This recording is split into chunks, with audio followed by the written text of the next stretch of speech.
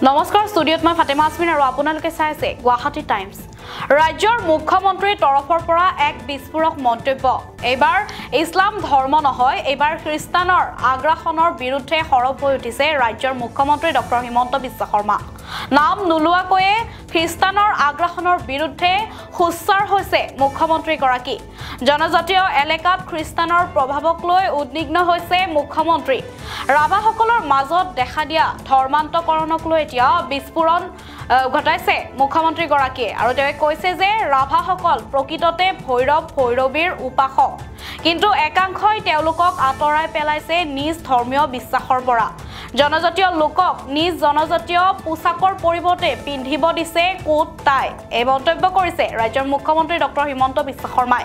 তেওঁ কৈছে যে নিজ পিতৃৰ ধৰ্ম আজু ককাকৰ ধৰ্ম পাহৰি গ'লে তেওঁলোক শিপা নোহোৱা গছলৈ পৰিৱৰ্তন হয়। এফালে অচিনাক্ত লোকে যদি চলাইছে আক্ৰমণ, আনফালে সংস্কৃতি আৰু ধৰ্মৰ দিশৰ পৰাও খিলঞ্জীয়া লোকৰ ওপৰত চলিছে আক্ৰমণ।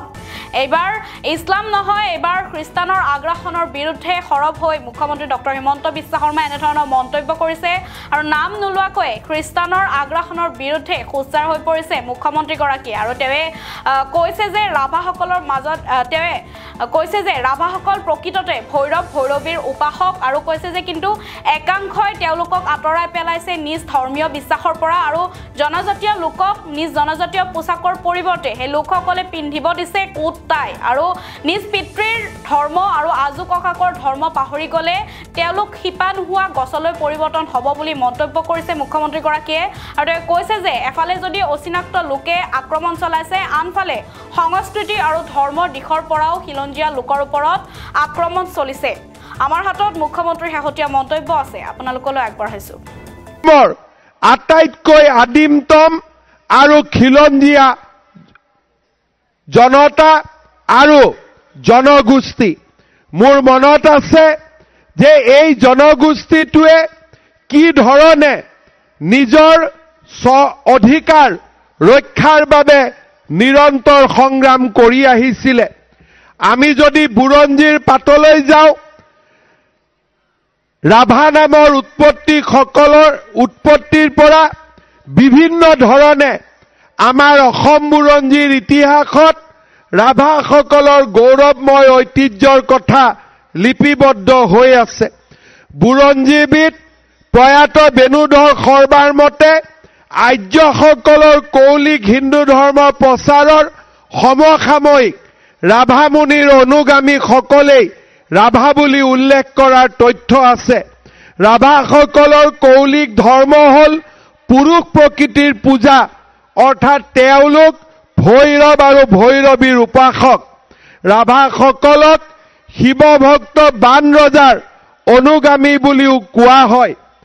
এই কথাষাৰ মই এই কাৰণে উল্লেখ কৰিছো যে এটা জাতি যদি জীয়াই থাকিব লাগে, আধুনিকতা আমাক লাগিব, আমাক বিকাশ লাগিব, আমাক উন্নয়ন লাগিব।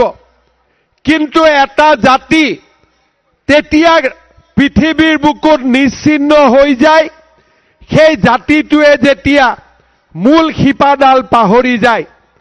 আজি আমাৰ মাজত একাংশ লোকৰ সৃষ্টি হৈছে যিসকল লোকে আমাৰ জনজাতীয় লোকসকলক নিজৰ ধৰ্মীয় বিশ্বাসৰ পৰা আঁতৰাই লৈ যাব খোজে।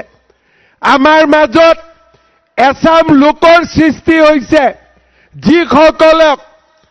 যিসকলে জনজাতীয় লোকসকলক নিজৰ পৌৰাণিক সাজ পোছাকৰ পৰিৱৰ্তে কোট আৰু টাই পিন্ধাব খোজে।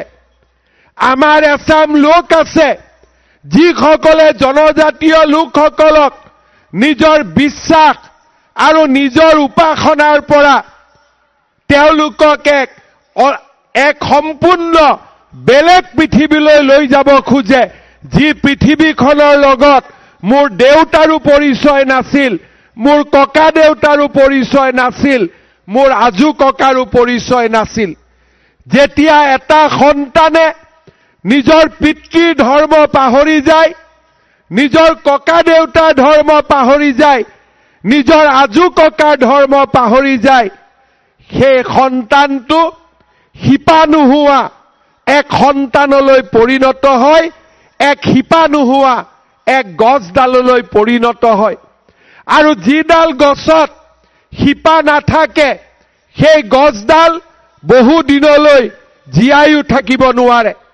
মই ৰাভাসকলক অনুৰোধ কৰিম, আধুনিকতা, শিক্ষাৰ নতুন দিগন্ত, বিজ্ঞান আৰু আধুনিক সংস্কৃতি সকলো আঁকোৱালি লোৱাৰ পিছতো নিজৰ শিপাডাল যাতে আমি কোনো কালেই এৰি নিদিওঁ আৰু শিপাডালক যাতে আমি খামুচি মাৰি ধৰি ৰাখো। জনজাতীয় সাজ পোছাকেৰে আমাৰ শৈশৱ আৰম্ভ হৈছিল আৰু জনজাতীয় সাজ পোছাকেৰে আমি জীৱন লীলাৰ সামৰণি মাৰিম। এই ধৰণে যদি আমি প্ৰতিজ্ঞাবদ্ধ হওঁ, আমাৰ ৰাভাসকলক কোনেও